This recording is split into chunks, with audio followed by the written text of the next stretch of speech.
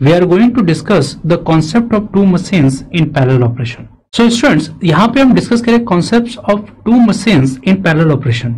इसमें हम बेसिकली क्या डिस्कस करने वाले हैं कि सपोज मान लेते हैं हमारे दो अल्टरनेटर्स हैं और दोनों पैरेलल ऑपरेशन पे एक कॉमन लोड को पावर सप्लाई कर रहे हैं, ठीक है। अब हमें ड्यूरिंग द ऑपरेशन अगर सपोज मान लेते हैं कि जो जनरेटर G1 है उसका पावर जो शेयरिंग है उसे बढ़ाना है और G2 के पावर शेयरिंग को रिड्यूस करना है, ठीक है। एक तो होता है कि आप क्या करते हो कि आपको एक डिफरेंट रेटिंग के आप जनरेटर को पैरेलल ऑपरेशन पर डालते हैं और एक कॉमन लोड आपका शेयर हो जाता है। जैसे हम सपोज मान लेते हैं यहाँ पे एक छोटा सा एग्जांपल अगर लें कि हमारे पास जो लोड डिमांड है, ठीक है, लोड डिमांड सपोज 350 मेगावाट का है, ठीक है, और सपोज हमने इसको जो पावर सप्लाई किया है वो 250 मेगावाट के जनरेटर से और 150 मेगावाट जनरेटर से हम इसको सप्लाई कर रहे हैं, ठीक है। तो अब ऑब्वियस सी बात है कि यहां पे रेटिंग आप देखो तो ये आपका जनरेटर G1 है, ये जो है आपका जनरेटर G2 है, और ये दोनों जो जनरेटर G1 और G2 उसका जो पावर रेटिंग है वो डिफरेंट है, ठीक है। अब अगर देखा जाए तो जनरेटर G1 और G2 दोनों का पावर रेटिंग अगर आप ऐड करते हो तो वो 400 मेगावाट के बराबर होता है, ठीक।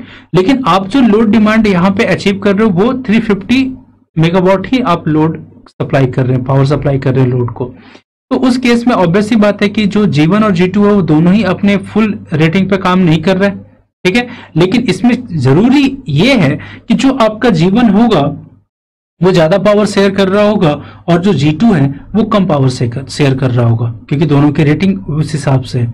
अब अगर सपोज मान लेते हैं कि आपका जनरेटर G1 और G2 दोनों ही पावर शेयर कर रहे हैं, G1 ज्यादा शेयर कर रहा है, G2 कम शेयर कर रहा है, बट दोनों ही अपने रेटेड वैल्यू पे नहीं है। यानी कि जो आपका जो 250 जो मेगावाट है और जो 150 मेगावाट है, हम ऐसा सपोज करके चल रहे हैं कि जो आपका 250 मेगावाट है वो जो पावर की शेयरिंग कर रहा होगा वो सपोज ये 230 मेगावाट पावर शेयर कर रहा हो और ये 120 मेगावाट पावर शेयर कर रहा हो, ठीक है। अब दोनों को ऐड करते हैं वो 350 के बराबर हो जा रहा है, ठीक है। तो अब क्या है, ना ही आपका 250 जो मेगावाट रेटिंग का जो जनरेटर है वो अपने फुल रेटिंग पे काम कर रहा है, ना ही 150 मेगावाट का जो जनरेटर है वो अपने फुल रेटिंग पे काम कर रहा है, ठीक है। लेकिन हमें भी पता है कि अगर कोई भी मशीन अपने फुल रेटिंग पे काम करे यानी फुल लोड पे अगर काम कर रहा है तो उसमें लॉसेस कम होती हैं और आपका एफिशिएंसी उतना ही बेहतर होता है। या फिर किसी रीजन से ऐसा कहा गया कि जो जनरेटर G1 है उसकी रेटिंग जो है उसे कम कर दो, पावर जो शेयरिंग है उसे कम कर दो, और जो आपका G2 है उसका पावर शेयरिंग इंक्रीज कर दो, ठीक है।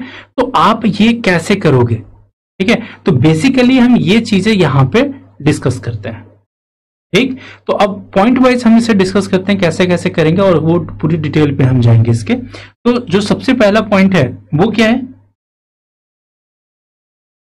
तो यहां पे जो सबसे पहला पॉइंट है कि the active power sharing between parallel generator is depend upon the droop of the frequency speed power characteristic of the prime movers and their governors, ठीक है। तो यहाँ पे क्या है कि अगर आप अपने जनरेटर G1 और G2 का जो पावर शेयरिंग इंक्रीज या डिक्रीज करना चाहते हो, वो जो एक्टिव पावर शेयरिंग आप इंक्रीज या डिक्रीज करना चाहते हैं वो ऑब्वियसली आप इंक्रीज या डिक्रीज कर सकते हैं अपने फ्रीक्वेंसी पावर या फिर speed power characteristic of the prime mover और गवर्नर को चेंज करके, ठीक है। तो ये क्या है, स्पीड पावर कैरेक्टरिस्टिक्स आपका क्या है, तो वो डिस्कस करते हैं।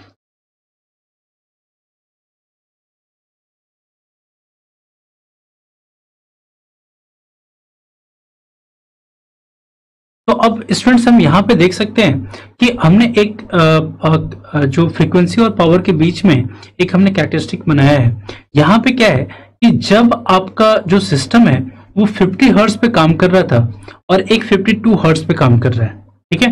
तो अब अगर मान लेते हैं कि अगर आपका जो जनरेटर है अगर वो 52 हर्ट्ज पे काम कर रहा है तो उस टाइम पे वो जो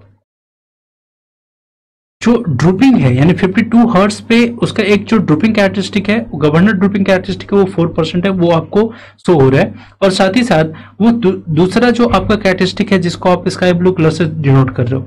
अब यहाँ पे है कि जनरली आप इंडिया में क्या करते हैं, जनरली इंडिया पे हम 50 हर्ट्ज पे काम करते हैं। तो 50 हर्ट्ज पे अगर काम करें तो देखो जो आपका ग्रीन जो लाइन है जिसको जो गवर्नर ड्रूप है या गवर्नर कैरेक्टरिस्टिक बोल सकते हैं, वो जो है वो जिस पॉइंट पे आपका 50 हर्ट्ज पे कट कर रहा है वही उतना ही पावर आप डिलीवर कर रहे हो। यानी कि आप अगर देखो तो हम बोल सकते हैं यहां पे कि जब आप 50 हर्ट्ज पे काम कर रहे हो तो ये इस पॉइंट को कट कर रहा है, यानी उस टाइम पे आपका जो अल्टरनेटर है वो 200 मेगावाट सप्लाई कर रहा है। अब अगर हमने उसके जो गवर्नर कैरेक्टरिस्टिक है उसको हमने रिड्यूस कर दिया, तो गवर्नर कैरेक्टरिस्टिक के रिड्यूस करने से होता क्या है कि एट 50 हर्ट्ज जो पावर शेयरिंग है वो आपका कम हो जा रहा है और वो P1 के बराबर है। ठीक है, यानी कि किसी भी जनरेटर का जो हम एक्टिव पावर जो शेयरिंग है वो हम कंट्रोल कर सकते हैं यहां से कि आप उसका जो गवर्नर कैरेक्टरिस्टिक है या जो उसको आप बोल सकते हो फ्रीक्वेंसी पावर कैरेक्टरिस्टिक्स, उनको आप रेज या लोअर करके आप उसको उसके पावर शेयरिंग को कंट्रोल कर सकते हैं। ठीक है, तो ये आता है। तो यहां पे अगर हम गवर्नर ड्रूपिंग के बारे में बात करें तो governor droop is equal to हम बोल सकते हैं F0 माइनस F अपॉन, ठीक है। तो F0 यहां पे क्या है, जो आपका फ्रीक्वेंसी चेंज हो रहा है, ठीक है, और जो F है वो प्रीवियसली जो आप जिस फ्रीक्वेंसी पे काम कर रहे थे, ठीक है। तो आप फ्रीक्वेंसी को शिफ्ट करोगे तो आपका गवर्नर ड्रूप चेंज होगा, यानी कि जो F0 है वो आपका इनिशियल फ्रीक्वेंसी है, F जो है वो आपका फाइनल फ्रीक्वेंसी कह सकते हैं जिस पे आप ऑपरेट कर रहे हो। तो वो आपके गवर्नर ड्रूप को यहाँ पे डिफाइन करता है। तो अगर आप देखो तो अगर आप ग्रीन लाइन को देख रहे हैं तो आपका जो इनिशियल जहां पावर 0 था उस टाइम जो फ्रीक्वेंसी था वो कितना है 52 हर्ट्ज, और जब आप 200 मेगावाट जब पावर डिलीवर कर रहे हो वो कितने फ्रीक्वेंसी पे 50 हर्ट्ज पे। तो यहां पे F0 जो होगा वो आपका 52 हर्ट्ज होगा और F जो होगा वो 50 हर्ट्ज होगा।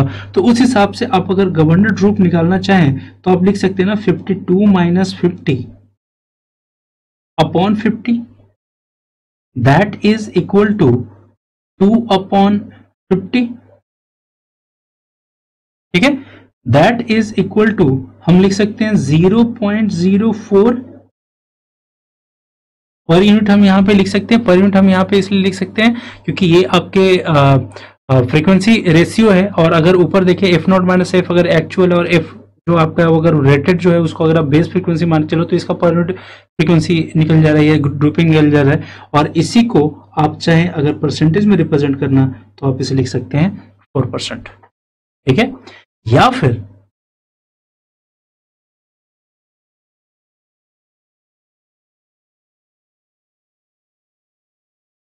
जो गवर्नर ड्रूप है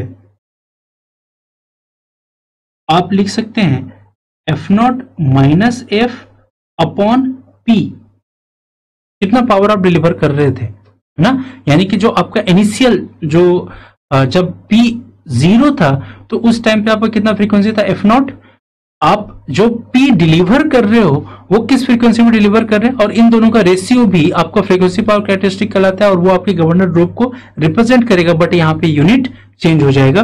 दैट मीन्स कि आप F0 यहाँ पे पुट करेंगे 52 हर्ट्ज, F पुट करेंगे 50 हर्ट्ज अपॉन P आपका होगा 200 megawatt, that is equal to 2 upon 200, that means 0.01। But यहां पे ये पर यूनिट में नहीं होगा क्योंकि ये दोनों सेम क्वांटिटी का रेशियो नहीं है, यहाँ पे सेम क्वांटिटी का एक्चुअल और बेस वैल्यू का रेशियो नहीं है, इसलिए आप इसको पर यूनिट भी नहीं लिख सकते। यहां पे इसका जो यूनिट होगा वो होगा हर्ट्ज पर मेगावाट। इस हिसाब से आप इसको रिप्रेजेंट कर सकते हैं। साथ ही साथ आप चाहो तो पूरा जो क्वांटिटी हमने जो फर्स्ट जो गवर्नर ड्रूप निकाला है उसमें हमने क्या किया कि फ्रीक्वेंसी को हर्ट्ज में हमने लिख करके उसका परसेंटेज निकाल लिया। आप चाहो तो गवर्नर ड्रूप उसके पर इनिशियली पर यूनिट पे ही आप डिस्कस कर सकते हैं। वो कैसे कर सकते हैं? सपोज तो इन पर यूनिट में अगर हम बात करें, पर यूनिट कहने का मतलब है कि जो जितने भी क्वांटिटीज है उसको पर यूनिट में ही बात करो। तो आपका जो गवर्नर ड्रूप है, अभी हमने देखा ना, गवर्नर ड्रूप को हम दो तरीके से लिख सकते हैं, या तो F not minus F upon F, ठीक है, या फिर F not minus F upon P, ठीक है। तो उस टाइम पे अगर मान लेते फ्रीक्वेंसी वाला ही लेके चल रहे हैं तो एफ नॉट हमारा कितना था 52 हर्ट्ज, एफ हमारा कितना था 50। तो अगर इसको पर यूनिट में लिखें और एफ को अपना बेस वैल्यू मान के चलते हैं तो उस टाइम पे 50 जो होगा वो 1 से रिप्रेजेंट किया जाएगा। तो 50 का कितना परसेंट होगा हम वहां से निकाल सकते हैं। तो बेसिकली अगर देखा जाए तो जो 52 है वो आपका 50 से 0.04 यूनिट ज्यादा है, -1 अपॉन 1, क्योंकि हमने यहाँ पे फ्रीक्वेंसी को पर यूनिट के केस में पर यूनिट के हिसाब से लिखा है। तो पर यूनिट के हिसाब से अगर लिखेंगे तो सिंपली है ना कि अगर आपने एफ नॉट का पर यूनिट निकाला तो सिंपली क्या लिख सकते हैं, F not upon base F, तो ये हो जाएगा 52 अपॉन 50, तो ये निकलेगा कितना 1.04 पर यूनिट, ठीक है। और एफ पी यू, तो यहाँ पे बेस भी एफ है और एक्चुअल वैल्यू भी एफ है, तो उस केस में 50 अपॉन 50 आपका क्या हो जाएगा 1 पी यू।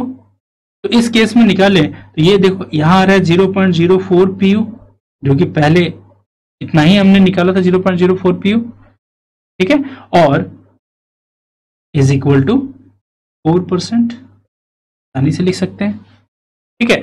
तो आपका जो गवर्नर ड्रूप है, यानी कि जो आप फ्रीक्वेंसी पावर जो कैरेक्टरिस्टिक्स है उसको वेरी करके अपने जनरेटर का एक्टिव पावर शेयरिंग कंट्रोल कर सकते हैं। तो स्टूडेंट्स, अब अगर हम अपने सेकेंड पॉइंट के बारे में बात करें तो है the with active power on each generator fixed, the projection of each generator current on V will also remain constant, and as a result the power factor of G1 goes down and that of G2 improves. Thus G1 improves more kVAR to load and G2 supplies an equal amount less. This is how reactive load sharing between generators can be controlled. ठीक है। अब यहां पे क्या है कि अगर suppose मान लेते हैं कि बोल रहा है कि active power on each generator fixed, अगर सपोज मान लेते हैं कि आपका जो जनरेटर G1 और जनरेटर G2 है, ठीक है, और ये दोनों कुछ ना कुछ पावर शेयर कर रहे हैं और एक कॉमन लोड को वो पावर सप्लाई कर रहे हैं। तो अब अगर बात करें जनरेटर G1, ठीक है, ये जो वोल्टेज आपका और जो आपको पावर शेयरिंग कर रहा है, तो चूंकि दोनों पैरेलल ऑपरेशन पे है तो ऑब्वियसली वोल्टेज सेम होगा, करंट शेयरिंग चेंज करेगा और पावर फैक्टर, ठीक है। अब उस केस में बोल रहा है कि आपका जो जनरेटर G1 और G2 का जो एक्टिव पावर है वो कांस्टेंट है, ठीक है। आप एक्टिव पावर कांस्टेंट रख रहे हो तो उसका मतलब है कि जो projection of each generator on V will remain constant.